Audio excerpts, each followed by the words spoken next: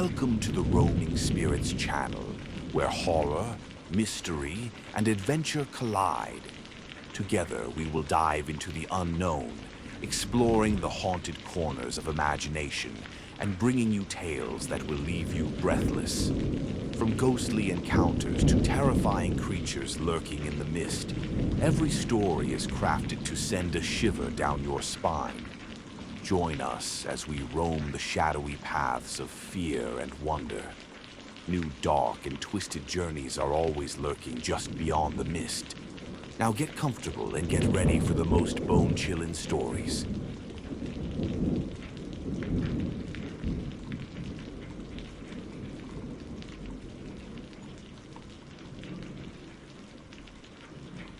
They always say the forest is peaceful.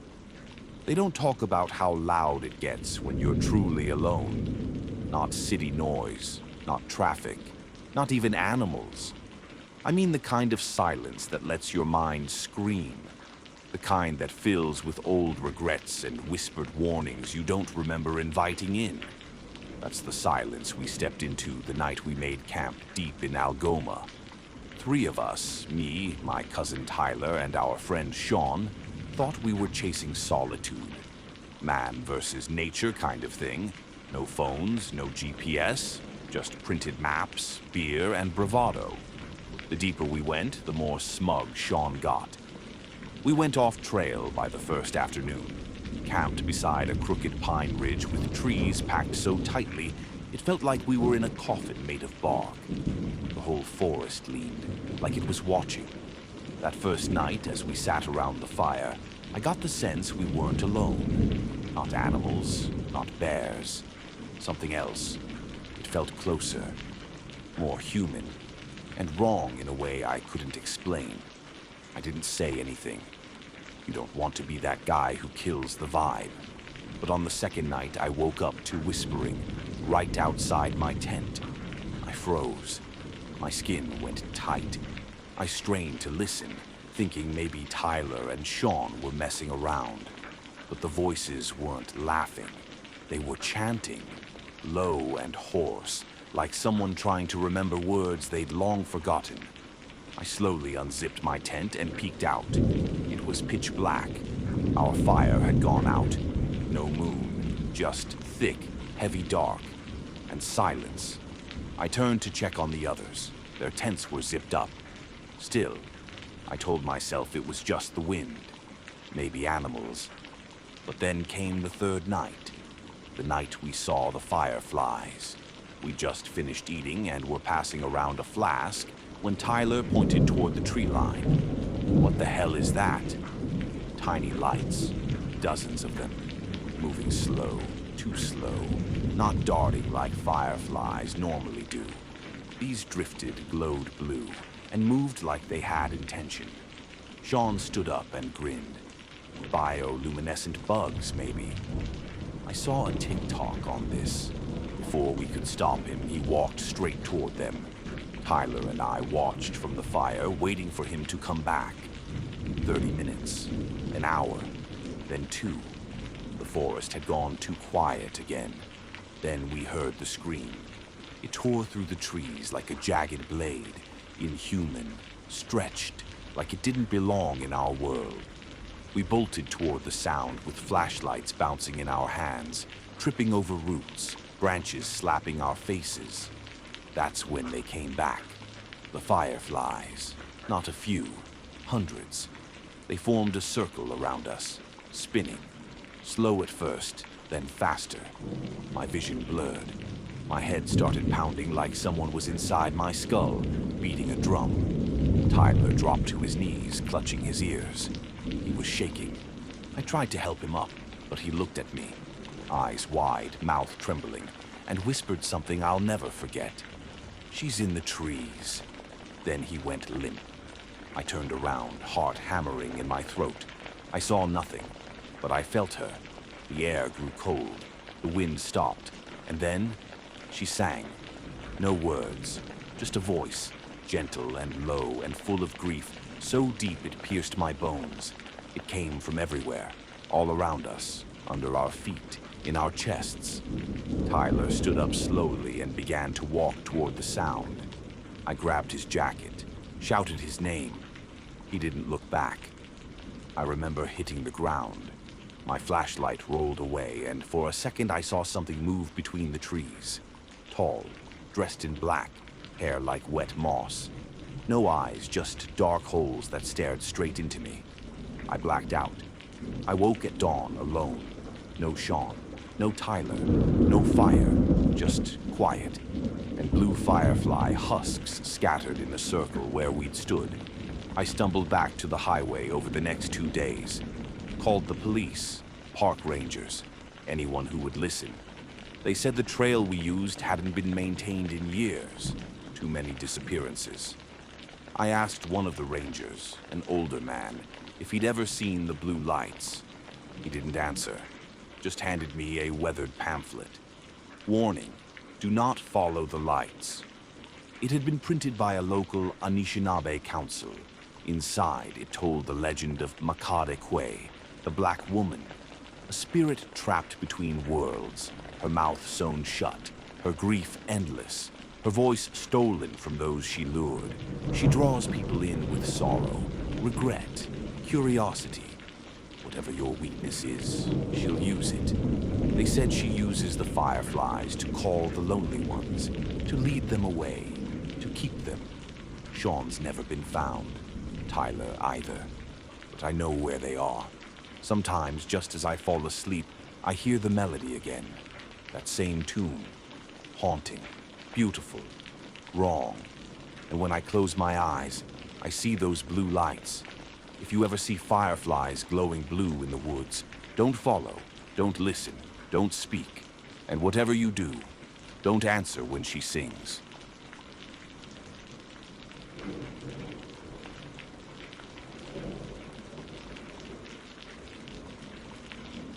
They say ghosts can't hurt you, but they've never had one crawl into their skin and speak with their voice. Let me tell you what really happened in that house. My sister Amy inherited it from our great-aunt Ruth, a woman none of us had seen since we were kids. She lived alone for decades in a decaying farmhouse deep in northern Ontario. No electricity, no plumbing. Just candles and creaking floorboards and stories we were too smart to believe. Amy wanted to sell it. I convinced her we should go up for a weekend and clean it out first. Just us two. Siblings, alone in the middle of nowhere, like we used to be on camping trips. It sounded like a good idea. The house had different plans. We got there around noon. The place stank of mold and wood rot. But worse than that, it felt wrong, like the air itself had weight. We hadn't even stepped inside yet, and already my head was pounding. Amy said, "Feels like the house is watching us." I laughed it off, but deep down, I agreed. Inside, it was like time had never moved. Doilies, glass dolls, a rocking chair that creaked when no one touched it. We started going room to room, boxing things up. That's when we found the journal.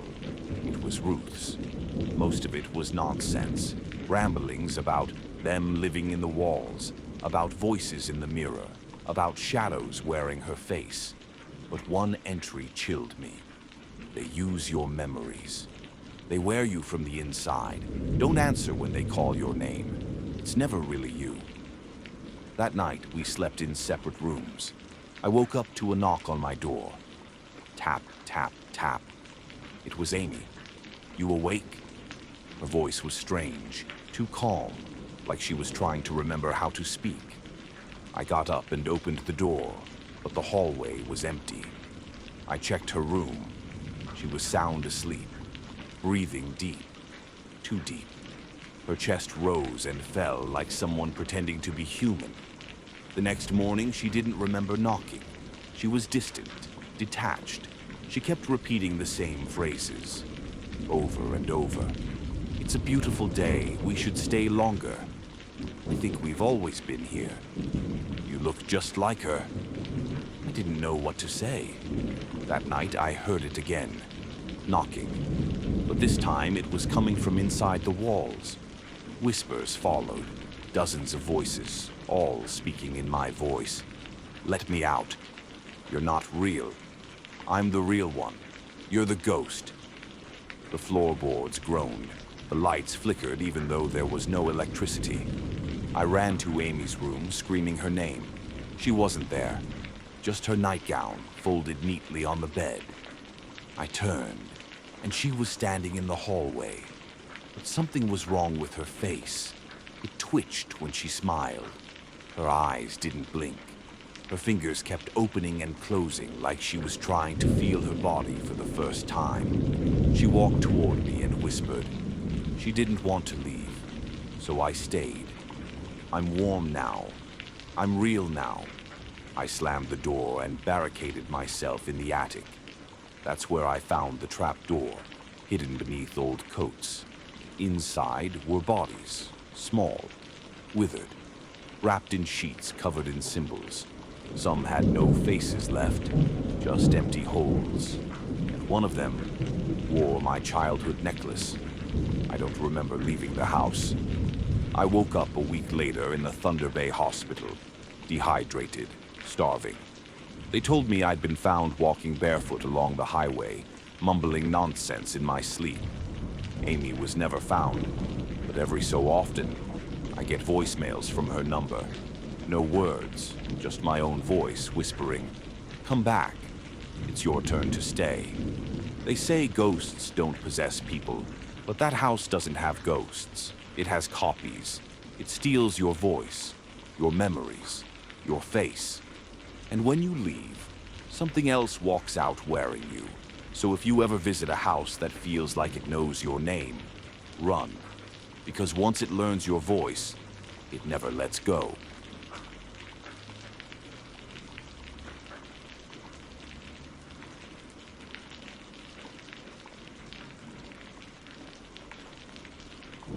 I used to think a doppelganger was just a creepy myth.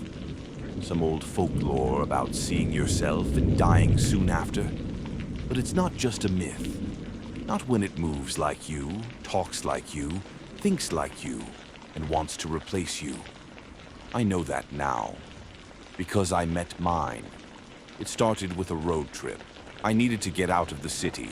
Fresh air, no distractions. I booked a week at a small rental cabin in northern Ontario. Remote, isolated, perfect. The owner, a woman named Sarah, left a key in a lockbox and said I'd be the only guest for miles. I arrived just before sunset. The cabin was old but clean. 2 rooms, a wood stove, a view of the lake so still it looked painted. But something felt off the moment I stepped inside. I don't know how to describe it. Like I had just walked into a room that already had me in it. The first night was uneventful. I read, made a fire, fell asleep early. But at 2:13 a.m. exactly, I woke up. The cabin was silent. No wind, no crickets. Just the sound of footsteps on the porch outside. Slow, deliberate. Then, the door handle turned. I grabbed my flashlight and crept to the front window. No one there. I opened the door, heart pounding, and stepped outside. Still nothing. Just cold air and stars. But when I turned back to the door, I noticed something that made my skin crawl. The lock. It was unlocked. I had locked it. I always lock it. I told myself I must have been tired, forgetful. But the next night it happened again. 2:13 a.m. Footsteps, door handle turning. Only this time, I didn't get up. I stayed in bed, holding my breath.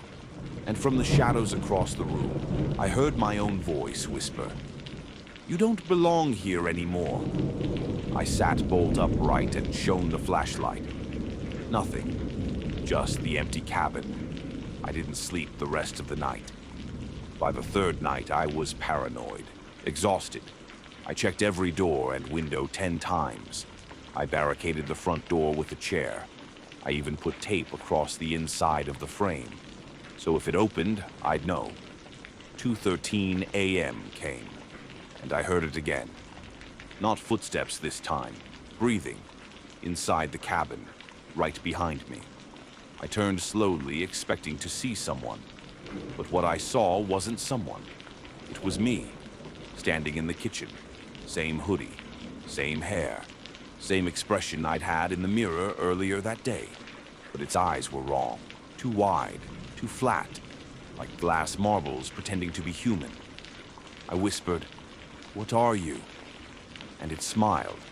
My smile. It spoke in my voice.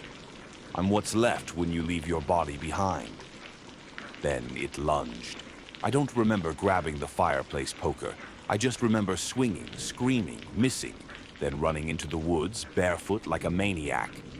I didn't stop until I saw headlights on the highway. I flagged down a passing trucker and begged him to drive me to the nearest OPP station. They thought I was high, or having a breakdown. I didn't blame them. But when they went back to the cabin the next day, they said it was empty, clean. Nothing disturbed, except for one thing. There were 2 toothbrushes in the bathroom, and one of them was still wet. They said it was probably mine, that I must have brushed before running out. But I know the truth. I only brought one. I've never gone back. But every now and then I get a phone call from an unknown number. If I answer, no one speaks. Just the sound of breathing. Sometimes I see movement in the corner of my eye when I pass a mirror.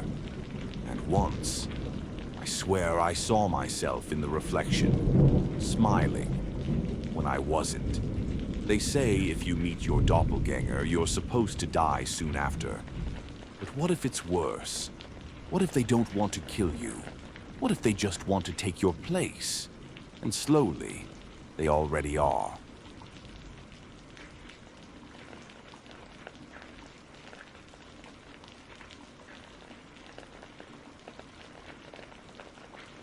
People think curses are like fairy tales, something out of old books or dusty folklore. But some families carry darkness like a birthmark. In mine, it's the firstborn, every generation, always the first. And now, it's me. It started with my grandfather. They said he was never quite right, talked to himself, screamed at shadows, locked himself in his study every night, scratching symbols into the floor with his fingernails. When I was a kid, I remember asking him why he always kept salt at the windows. He said, "You'll understand when it starts watching you too." I thought he was just senile, until the night I woke up and saw it standing over my bed. The figure was tall, thin, its arms too long, its face a black void under a crooked animal skull, part deer, part dog, part something else. It didn't move, it didn't speak, but I felt it inside my thoughts, like it knew every memory I had, every sin I'd buried, and it liked what it saw. I told my mom the next morning. She just turned pale and said, "You're the firstborn. It was always going to be you." Then she showed me the book, passed down from her father, and his father, handwritten, bound in stitched leather. Inside were generations of rituals, all attempts to delay it, confuse it, keep it from taking the firstborn too soon. None had worked for long. They called it the Hollow One. A demon born of forgotten sins, bound to our bloodline by a deal struck centuries ago. A great-grandfather had begged for land, power, and health, and he got them. But the price was his firstborn, and every firstborn after. It didn't always kill us. Sometimes it just watched, followed, waited. And when it did take someone, it never left a body, just the sound of screaming, and walls that bled. I didn't want to believe it, until my younger sister turned 18 and vanished.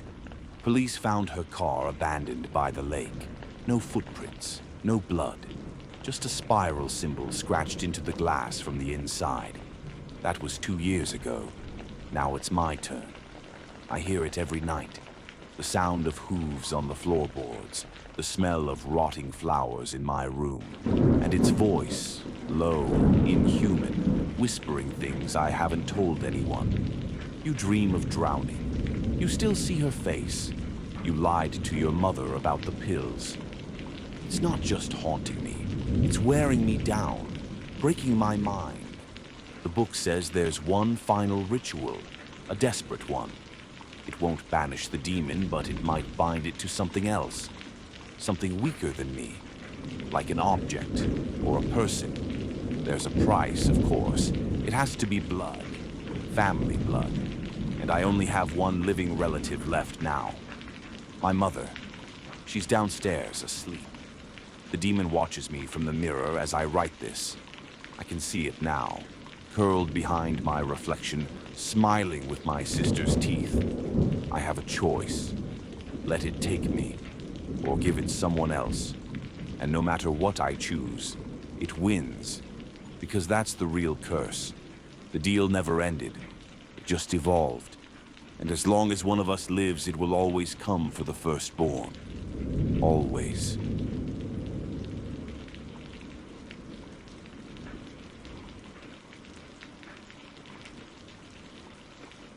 I've never told anyone this.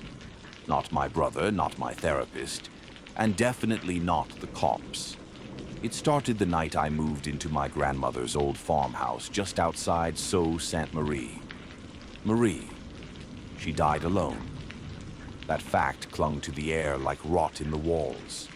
But it was quiet, cheap, and all mine. The first few nights were peaceful, cold, still. That kind of stillness that presses against your ears until your heartbeat sounds like a war drum. I'd lie in bed, staring up at the ceiling fan slowly spinning above me, hypnotized by its lazy rhythm. Then, on the fourth night, I heard it. A voice, behind the wall. At first, I thought it was a radio, some forgotten little box buried in the drywall or in a vent. It was faint, like someone whispering just a bit too loud. A man's voice, low and gravelly, saying something I couldn't quite make out. I got up and pressed my ear to the wall. It stopped. I waited. Nothing. The next night, it came back. Only this time, it said my name. Daniel, I see you. I froze. My hands went clammy. It was late, maybe 2:13 a.m., and the rest of the house was dead silent. Let me out. My stomach churned. It sounded like it was coming from the wall behind my headboard. I pulled the bed away and tapped the drywall. Solid. But he kept whispering. He'd say things only I would know. About my childhood. About how I used to wet the bed until I was 9. About the time I stood on the roof and almost jumped. You remember the river, Daniel? How the ice cracked beneath your feet. How no one heard you scream. That memory hit me so hard I dropped to the floor. No one knew that. Not one soul. I didn't sleep after that. I started recording the room every night, just audio. I told myself I'd prove it was all in my head, but when I listened the next morning, it was there. The voice, whispering, laughing, breathing. The laugh. God, I can't explain it. It wasn't human. It sounded too close to being human, but there was something just wrong. Like it was mimicking us. Like it had learned to sound like a man, but never was one. I called a contractor to tear open the wall, told him I suspected mold or rats. When he opened it, he found something worse. A hollow space, and inside it, an old wooden chair, facing inward, like someone had been locked in that wall, made to sit and stare at the wood for years. Carved into the plaster were hundreds of marks, tallies, scratches, and in the middle of it, written in what looked like rust, or maybe dried blood, was a single phrase. He begged me to stop talking. That night, the voice didn't whisper. It screamed. For hours, no words, just wailing. Long, guttural cries that sounded like something being pulled apart slowly. I I couldn't stay. I left everything behind. Furniture, recordings, even my grandmother's photo albums. But here's the thing. I still hear him. Every night. No matter where I go. Hotels, friends' couches, even my car. Let me out, Daniel. I don't know what I released from that wall, but it followed me. It wears my secrets like skin. It feeds on them. And now it talks with my voice. Sometimes when I call my brother, he says I already talked to him that day. When I leave voicemails, they play back as screams. I haven't looked in a mirror in 3 days. I'm afraid the voice will speak through my reflection next. If you're hearing this, don't go looking for that house. Don't tear open the wall. And whatever you do, don't answer it when it speaks your name.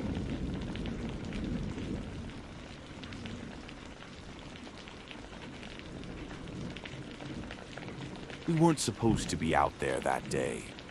The ice was thinning, the sun too warm. But Lily, my little sister, insisted the dog needed one last run before the melt. She was always like that, bold, brave, just a little reckless. And I let her go. I stood on the edge of the frozen bay, watching her toss the stick, laughing as the dog barked and chased it across the white. Then I heard the crack. One moment she was waving at me, the next. Gone. The dog came back. Lily didn't. They never found her body. It's been 9 months. I know that because every month since I've counted the days on a yellow sticky note I keep above my bed. I mark the weeks in blood-red Sharpie. Like it matters. Like there's a deadline for grief. People tell you time heals. They lie. Time just lets the rot settle deeper. The first time I saw her again, it was at night. Mid-January. Bitter wind slapping the trees. I was smoking by the window, half hoping the cold would numb everything inside me. And then I saw a silhouette on the ice. At first, I thought it was a deer or someone ice fishing late. But the figure walked like Lily, half hopping, shoulders tilted from the backpack she used to wear, even when she didn't need it. I dropped the cigarette and ran outside in bare feet. "Lily!" I shouted. She stopped, turned around, and I saw her face, or what was left of it. The skin was pale, like paper soaked in milk, lips blue. But her eyes, they weren't there. Just smooth, stretched skin where the sockets should have been, and her mouth opened wide, too wide. Water spilled out, thick, black, bubbling. It pooled at her feet, even though the ice should have stopped it. I could smell it. Algae, rot, something ancient. Then she whispered, "Come with me." It's quiet down here. Her voice was hers, but flattened, like it was speaking through water, or something else was mimicking her. I ran, slipped on the porch stairs, crawled into the house and locked the door with shaking hands. That should have been the end of it, but it wasn't. The next morning I woke up to muddy footprints in the hallway, bare feet, small. The bathroom mirror had fogged over. I hadn't used the shower, and drawn into the fog was a smiley face, just like the ones Lily used to draw on my notebook when we were kids. I lost it, screamed at the ceiling, cursed the lake, cursed whatever sick joke the world was playing. But deep down, I knew it wasn't over, not even close, because now it happens almost every night. The lights flicker, my reflection stutters like it's lagging. I hear her singing the lullaby Mom used to hum when we were little, but it's wrong, off-key, slowing down like a tape warping in a fire. The dog, hers, is terrified. He won't go near the back door anymore. He just stares at it and whines until I turn on every light in the house. A week ago, I made the mistake of walking back down to the bay. I don't know why. Maybe I wanted closure. Maybe I missed her so badly I didn't care what version of her I saw. The ice was thinner than ever, dark veins cracking underfoot. She was already standing there when I arrived. Same hoodie, same waterlogged jeans, same face, except this time she had eyes. But they weren't hers, they were mine. Brown, bloodshot, with the same red mark in the corner of the left one I got when I was 7. She opened her mouth and said, "If you won't come, I'll bring you." Since then, puddles appear in my hallway. Cold air pours from my heating vents. I wake up with my blankets soaked, my fingertips pruned like I've been in a tub for hours. And every night at 3:12 a.m., I hear 2 taps on the glass of my bedroom window. Then her voice. "Why did you leave me?" I can't answer. I don't think I'll survive if I do, but I can feel something in my lungs lately. Tightness, pressure, like I'm breathing water, like I'm already sinking.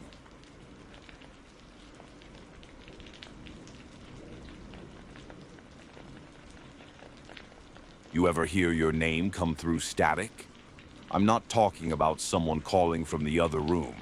I mean your name, clear as a bell, coming through a busted old radio that ain't even plugged in. It started with a garage sale.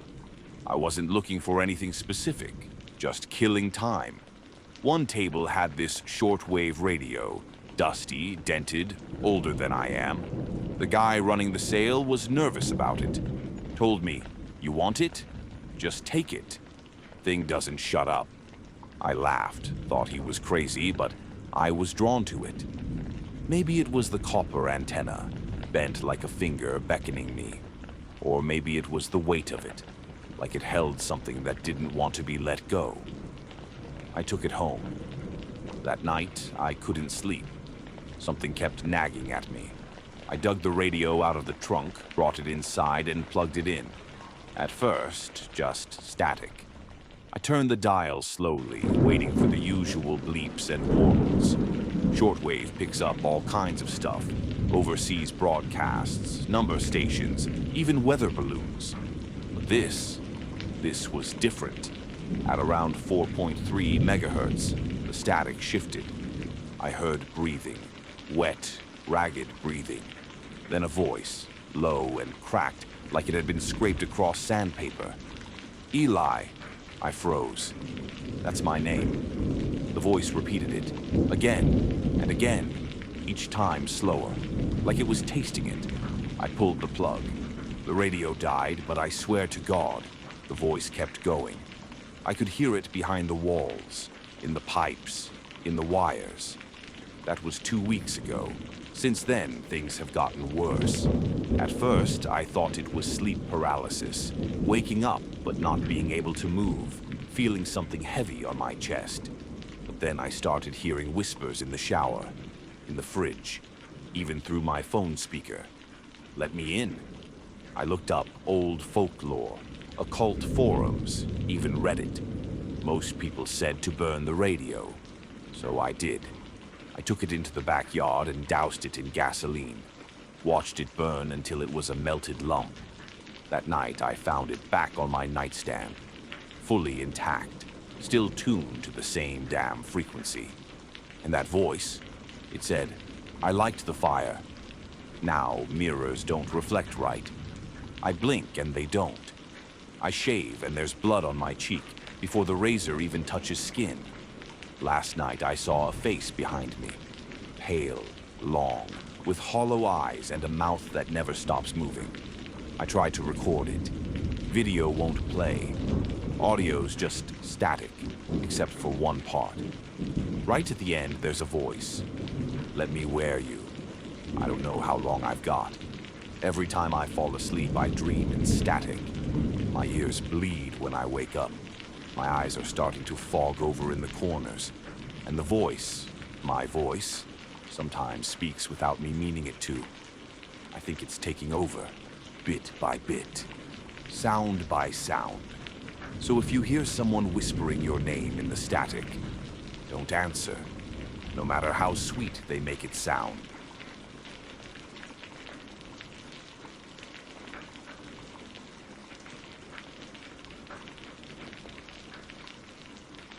My grandpa was Ojibwe. He never talked about the old ways except once. He told me, if I ever start acting strange, don't trust me. Look for the signs. I laughed, thought he was joking. But in the months before he passed, he started talking to animals, staring too long into the woods. His voice would drop an octave out of nowhere. After he died, we found blood smeared on the inside of his closet door. Symbols, claw marks. We thought it was part of his dementia. But a week ago, I heard footsteps in the attic. Then the smell like rotting meat and burned hair. I opened the closet and nearly passed out. His skin was nailed to the wall, hollowed out, like a coat someone stepped out of. That night, I heard him singing in the attic. His voice, but broken, stitched with something else. Higher, animal-like. Nibin, where's my skin? I moved out. I don't go near the closet anymore. But yesterday, my reflection blinked at me, and his eyes were in my...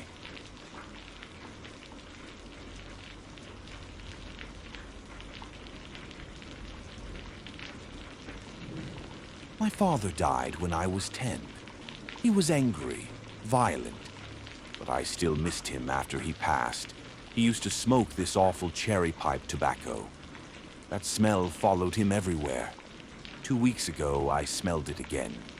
Downstairs, by the furnace. I live alone. I opened the basement door and it hit me like a wall. Smoke, ash, and something rotten underneath. The furnace door was open. Inside, I saw 2 glowing eyes, buried deep in the flames. Then I heard his voice. "Get down here, boy." I slammed the door shut, but the smell still lingers. My lights flickered. My thermostat reset itself to 66, his favorite number. And I've started hearing footsteps in the vents. Sometimes the voice calls me by the nickname only he used. Last night, I found claw marks on the basement walls and written in soot. "Burn with me." Part of me thinks I deserve this. But I know if I open that furnace again, he won't be the one that climbs out.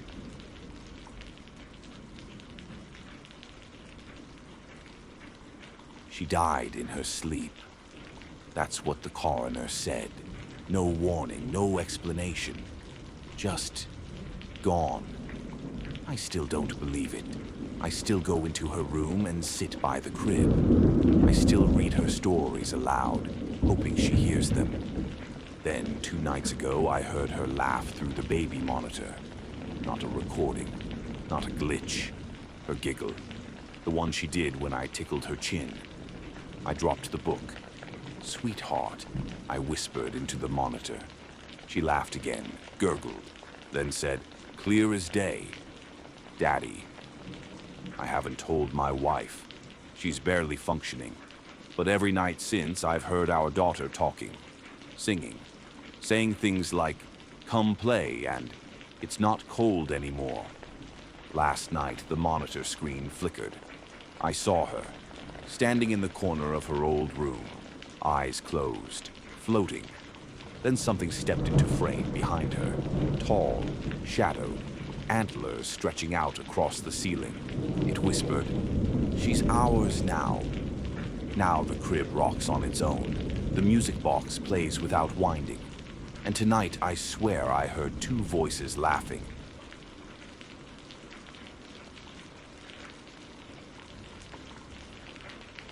We buried my brother Sam 2 years ago. Closed casket.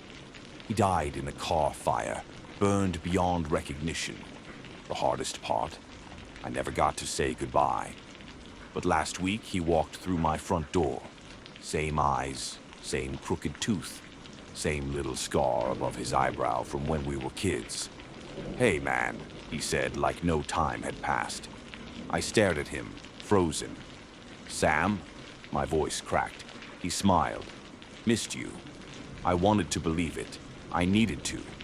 We drank beer on the porch like we used to. He laughed like old times. But something was wrong. He didn't remember Mom's funeral. He didn't know the name of our dog. He didn't blink. Ever. That night, I followed him to the woods behind the house. He was standing in the clearing, whispering in a language I've never heard, and his skin started to peel. Not blood, just air behind it, like a costume unzipping. He turned around and saw me. Now he won't leave. He sleeps in Sam's room, eats Sam's food, wears Sam's face. But every morning I find another photo missing from the album, like he's trying to erase who my brother really was. Sometimes I wonder, what if it's really him, and I'm the fake?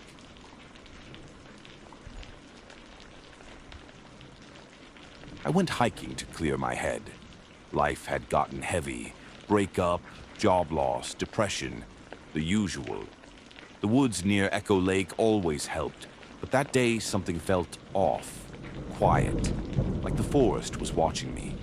And then I found it, my own body, lying face up beneath a cedar tree, eyes open, dead, exactly like me. Same scar on my eyebrow, same chipped molar, same tattoo. I screamed. I took a photo, but when I checked my phone, it was just a picture of leaves. I ran. But since that day, nothing feels real. Food has no taste.